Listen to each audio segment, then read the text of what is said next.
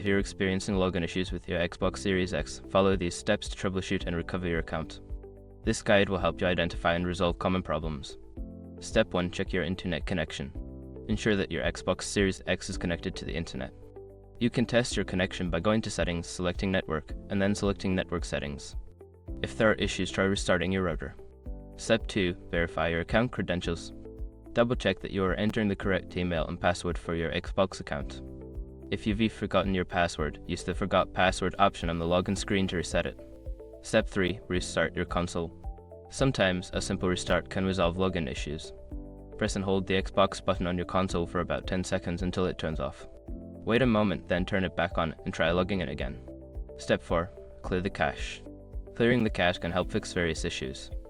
To do this, turn off your console, unplug it from the power source, wait for a minute, then plug it back in and turn it on. This will refresh the system and may resolve the login problem. Step 5. Contact Xbox support.